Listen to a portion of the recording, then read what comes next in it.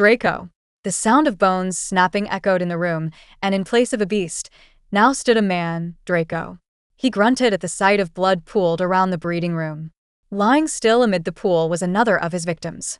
She was dead, unmoving, her body mangled into pieces.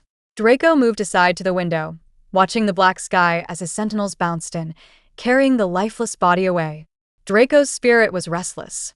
After the sentinels carried the body away, Draco helped himself with a bath.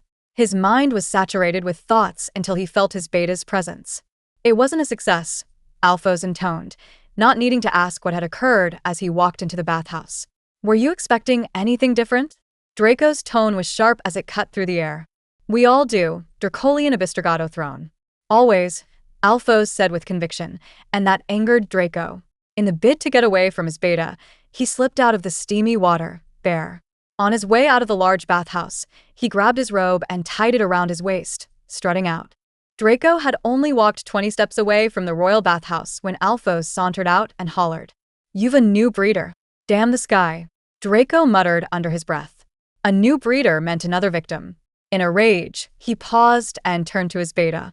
I do not want any more females. No more breeders. He roared, practically vibrating. Dracolian, you do not have an option. Do not act like you do. Alfos boomed, wanting his words to sink into the king's mind. The mind that had for years been altered into that of a monster. Taking her means taking the 10th Luna, Draco hummed, his shoulders deflated. For all he could remember, he had married 9 female humans just to father a child which according to an abbot might break the curse, but nothing was working. All of those females ended up dead. None lived to tell the tale of the horrors they witnessed in his hand. If that's what you'll do to save our people, then you must, Alfos insisted. Draco shook his head. He wished Alfos understood his misery. Hell, no one in a Bater would understand what it means to suffer such a fate. I can't continue. After the 9 dead Lunas, it's obvious I cannot stand the touch of a woman. I do not wish to continue that killing spree, he gritted out and whirled back around to continue his walk to his chambers. Then what about our mission? Alfos' words halted Draco in his tracks. His body visibly started to shake. As always, the thought about the mission always sent him on edge. Alfos trod closer to him, lowering his voice to a whisper. Would you want the demon clan to take what's yours? Ours forever? Draco's throat worked as he dimmed his eyes.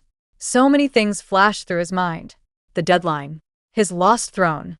His heritage and the lives of his people. Alfos, he murmured, helpless. Alfos knew he had spoken to Draco's soul, and at that, he chimed in. 5 feet tall, raven hair, olive skin. Round, sparkling blue eyes. That is the description of your new breeder. Alfos could very much refer to her as his new victim. The word breeder made it sound mild. Nice. He continued walking, shoving past the sentinels and male servants that littered the tower. What if she's not fit to be my breeder? The Elder's test will confirm that, but until then, you need to see her, Alfos hurriedly said, trying to convince the Alpha Lord. I do not desire to see her. Until the test, I don't want the sight of her around the castle. It was a command, one that Alfos knew not to disobey. He watched the Lord's frame disappear from the corner, cussing. Draco hastened his movement, skidding past his men. The urge to get away from it all brimmed his mind. In record time, he flounced into his chamber, clanging the door shut. He exhaled a long string of breath, recounting how the night went awry with his last female Luna. Lord Alpha. The voice lured him from his deepest thoughts, and Draco looked up. On his bed laid his male attendants. Like the Blossoms, attendants were males trained to give pleasure in Bloomington. Of course, the Alpha Lord's attendants were carefully selected. The 2 attendants had only their subligaria on, hard and beating at the tip for the Lord. One moved closer with the intent to remove the Lord's clothing, but he stopped him midway. You're all dismissed, Micah. Jed. Draco ordered in a firm voice that left no room for argument. Yes, my lord. Both attendants chorused and gingerly exited the room. With them gone, the Lord ran his hand through his hair, a tired sigh escaping his lips. He walked into his balcony, needing some respite only the fresh air could provide. He stood on the balcony, overlooking his domain, a Bater, as males strutted by. Just when he decided to rest his elbows on the parapet, he heard the loud bang, coming from the room above. The bang sounded like someone was breaking something. Asterisk. Asterisk. Isolde. Dread was all Isolde felt when Alfos locked her in. It crawled around the depth of her gut as she faced the room cell. The brick walls were dark. The bed in the corner was larger than the one she had in Kaliningrad, but none of that mattered to her. At the moment, Isolde needed to find a way to escape this place. She flounced around the room, searching. Holding the candle, she edged to the chest and pulled it open, darting her eyes around for any key. Her father was a locksmith, so she could easily pry the lock open and flee, but she found nothing. Frustrated, she thought of Plan B: escape through the window. It didn't matter if she was in a tower whatsoever.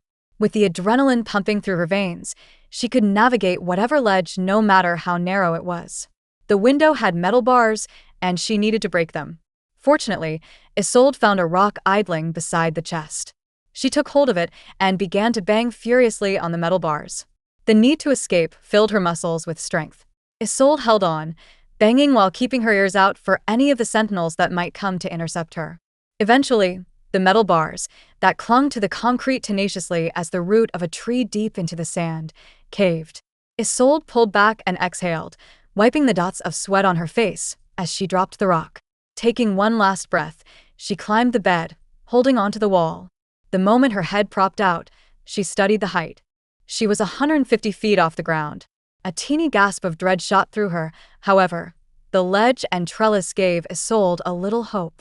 Oh, there was a balcony beneath her. If she carefully followed the trellis, she'd land on the balcony and escape from there. Happy with that conclusion, Isolde began her escape. She grunted as sweat layered her face, regardless of the cool air, dripping into her eyes while she climbed. Her feet and hands latched successfully on the ledge. In time, she slipped onto the trellis and climbed through it until her hand latched on the balcony's parapet. A song of victory nearly made it out of her mouth, but she held it in. It was too early to rejoice. After discarding the thoughts, she climbed over the parapet and fell into the balcony. A wince left her on reflex. Rubbing her forehead, she rose to her feet to continue moving. 2 steps into the balcony, Isolde froze. There was a figure in the dark. A man, and only his iridescent eyes shone. He had shoulder-length hair and scruff, and was as tall as a tree.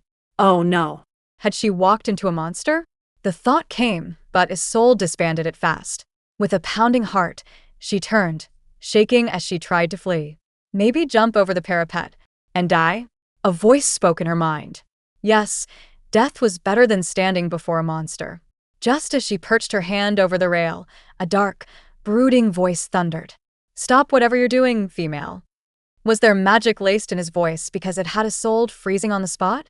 The dark monster shifted a bit, coming under the burning torch on the balcony, revealing his face. Isolde's breathing stopped the moment she set her eyes on him. Sharp chiseled jaw and black tousled hair revealed under the light. His eyes still glowed like embers burning on the horizon. But what dulled Isolde's heart tempo was the huge gory scar that ran through his brow down to his cheek. Is that you, Unwanted? The male's voice boomed as his eyes devoured her with expectations. TBC.